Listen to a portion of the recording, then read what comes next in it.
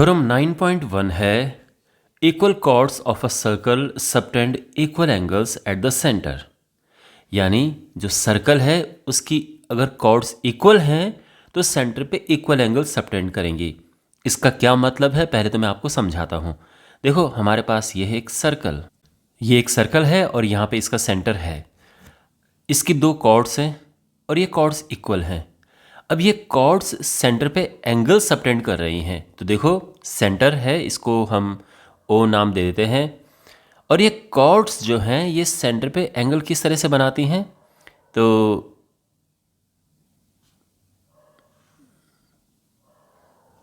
एक ये एंगल है और दूसरी जो कॉर्ड है वो एंगल बना रही है सेंटर के साथ ये वाला एंगल। हमने इन दोनों एंगल्स को इक्वल लेकर आना है। आई मीन थ्योरम ये कहती है कि अगर ये इक्वल हैं तो ये एंगल्स भी इक्वल होंगे। थ्योरम समझ आ गई। अब इसका प्रूफ देखो, तो इसको हम नाम दे देते हैं, मतलब ये है ए बी और ये है सी डी कॉर्ड। तो गिवन यहां पर क्या है, chord A B is equal to C D. और हमें प्रूव क्या करना है, प्रूव करना है कि जो ये एंगल है जो कि है एंगल ए ओ बी, ये इक्वल है इस एंगल के जो कि है एंगल सी ओ डी। इन एंगल्स को हमें इक्वल प्रूव करना है, इक्वल लेकर आना है। तो सिंपल तरीका, बहुत ही आसान है ये। इसको हम कॉन्ग्रुएंसी से इक्वल प्रूव करेंगे। अब यहां पर कॉन्ग्रुएंसी कैसे, तो यहां पर दो ट्रायंगल हैं, ट्रायंगल ये पहला ट्रायंगल ये है, दूसरा ट्रायंगल ये है। इनको हम कॉन्ग्रुएंट प्रूव करेंगे जो कि बहुत आसान है। और उसके बाद सीपीसीटी से हम इन एंगल्स को इक्वल लिख देंगे। तो हम लिखेंगे कि in triangle A O B and triangle C O D. अब इन ट्रायंगल्स में देखो, ठीक है। तो अब मैं आपको यहां पर समझाता हूं, पहले रफली ऐसे समझाता हूं फिर मैं प्रॉपर वे में लिखूंगा। तो यहां पर ये साइड और ये साइड इक्वल है। क्यों? क्योंकि दोनों रेडियाई है, रेडियस ये भी रेडियस है और ये भी रेडियस है, तो रेडियस तो इक्वल ही होगी ना हर जगह। ये वाली साइड और ये वाली साइड भी इक्वल है। क्यों? अगेन दोनों रेडियस हैं। इसके बाद ये और ये तो इक्वल है ही क्योंकि क्वेश्चन में गिवन है। तो side side side rule of congruency से कॉन्ग्रुएंट हो जाएंगे और उसके बाद फिर सीपीसीटी से हम लिख देंगे। तो ये हम इस तरह से इसमें आगे बढ़ेंगे। तो हम ये लिखेंगे कि O A is equal to O C. क्यों? क्योंकि दोनों रेडियाई हैं। इसी तरह से O B is equal to O D, same reason, radii of the circle. और फिर है A B is equal to C D, ये गिवन है इक्वल कॉर्ड्स।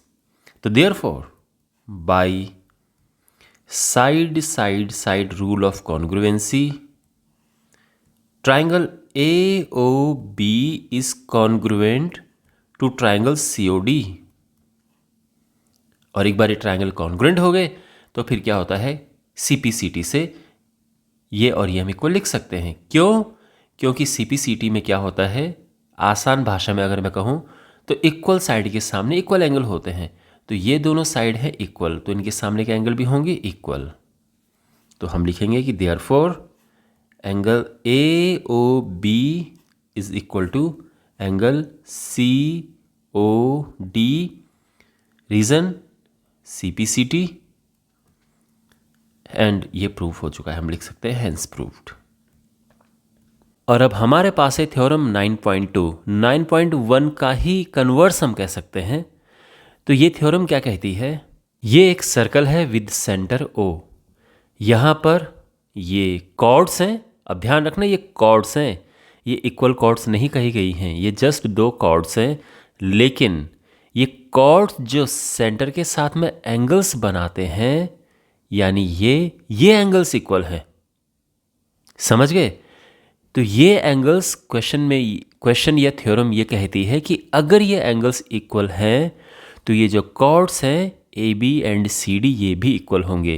यानी इस थ्योरम में ये बात कही गई कि अगर ये एंगल्स इक्वल होते हैं तो ये कॉर्ड्स भी इक्वल होंगी। तो समझ गए ना, पिछली थ्योरम का बिल्कुल कन्वर्स है। पिछली थ्योरम में क्या कहा गया था कि अगर ये कॉर्ड्स इक्वल हैं तो एंगल्स इक्वल होंगे। इसमें क्या कहा गया है कि अगर एंगल्स इक्वल हैं तो कॉर्ड्स इक्वल होंगी। समझ आ गया ना आपको? तो बेसिकली इस बारी गिवन क्या है? गिवन है कि एंगल AOB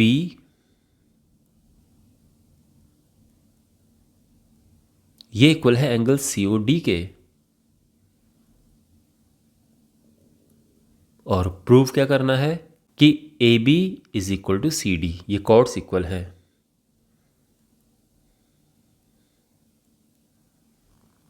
तो इसे भी सेम कॉन्ग्रुएंसी से हम प्रूव करेंगे। हम ये दो ट्रायंगल्स ले लेंगे, पहला ट्रायंगल ये, दूसरा ट्रायंगल ये।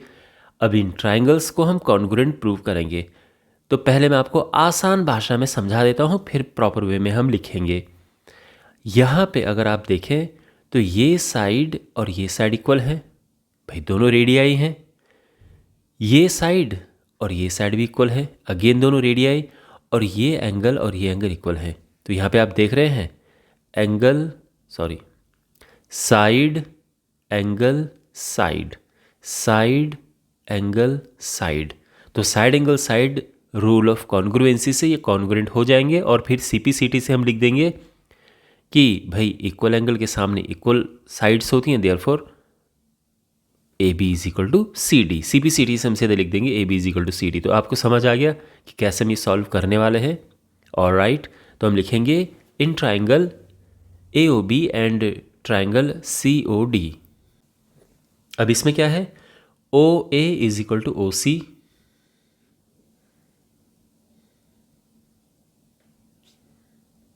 Reason radii of the circle.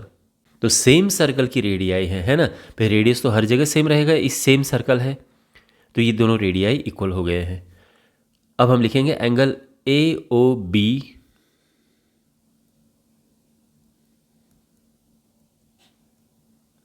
Is equal to angle COD। क्यों ये इक्वल क्यों है? क्यों? गिवन है। और उसके बाद OB is equal to OD, reason again same radii of the circle. तो यहां पे हम कह सकते हैं कि देयरफॉर किस रूल से, साइड एंगल साइड। इसलिए मैंने पहले यहां पे देखो ये साइड लिखा, फिर एंगल लिखा, फिर साइड लिखा, ताकि प्रॉपर वे में यहां पे हो। तो by side angle side rule of congruency, triangle AOB is congruent to triangle COD।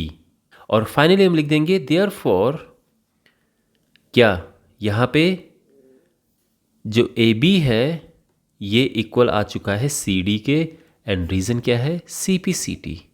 CPCT में कई बार आपको बता चुका हूँ। सिंपल भाषा में अगर हम कहें CPCT, तो इक्वल एंगल के सामने साइड इक्वल होंगे और इक्वल साइड के सामने एंगल इक्वल होंगे।